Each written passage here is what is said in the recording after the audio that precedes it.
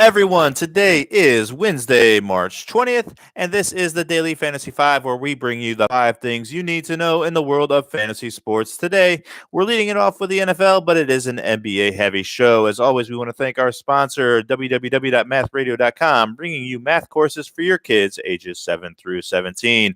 If they need help in class, if they want to get higher test scores, or even if you want to get your kids into college, check out www.mathradio.com and pick up a course for as little as $9.99 and be the hero of your household. All right, let's get to it. We're going to start with the news in the NFL, and we're going to finish the show with all NBA.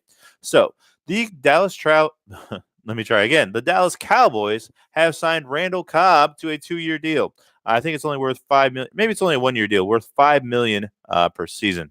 So it's either 2 years 10 or 1 year's 5. Either way, Cobb will be playing for the Cowboys this year, in a move that to me doesn't make a lot of sense. I guess he would be the backup slot receiver.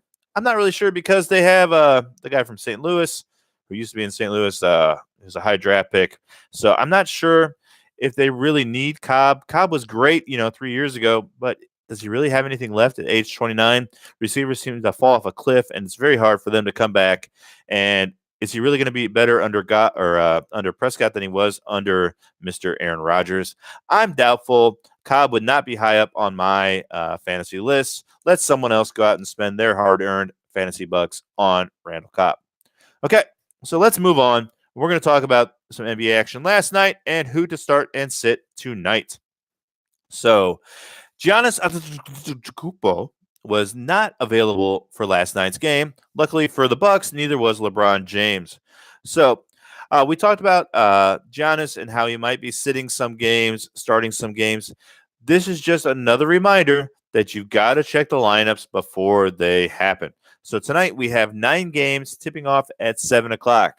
So around 6:30, you've got to check and make sure your lineup is set and that there's no last-minute scratches, all right? It's really important. It's the easiest way to make money in fantasy sports is just to make sure your guys are starting, because not everyone is going to go ahead and check right before the lineups are set. So you want to make sure every single night you're checking your lineup before the lineups are set. Okay. Story number 3 is the Warriors in their next game should be back to full strength. The only player that didn't start was Cousins last night. So you had Klay Thompson, you had Seth, you had Draymond, and you had Durant all starting last game. They all had over 30 minutes. So in the next game, Cousins will be back too. So I'm interested to see how that's going to affect productivity, how it's going to affect minutes going forward with this lineup for the rest of the year.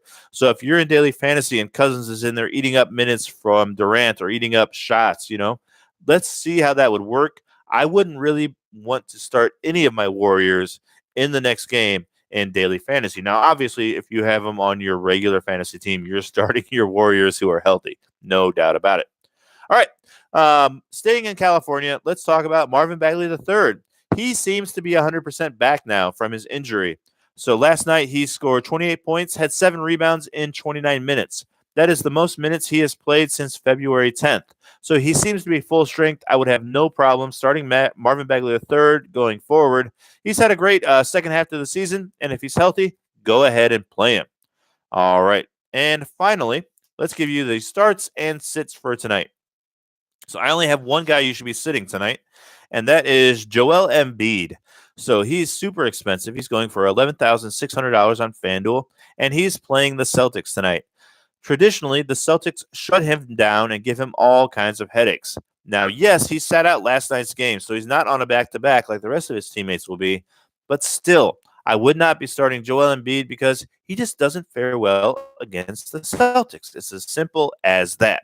Now, I'm cheating tonight, and I have 2 starts for you because I give up. I'm starting Alfred Payton in every game he plays in until this streak is over. I mean, the guy kills it. I don't care. He is, 9,500 tonight at Orlando. Get him in your lineup. Start Alfred Payton, and I'm also selecting another expensive player tonight. I'm starting Bradley Beal at Chicago. So in his last game against the Utah Jazz, he got shut down. Well, Utah Jazz have great defense. The Chicago Bulls do not, my friends. So in the last game against Utah, he only scored 18 points. However, he has scored 60 points in 3 out of his last 5. So I would get Bradley Beal back into your lineup for only $10,300. I would much rather have him at 10,300 than Embiid at 11,600.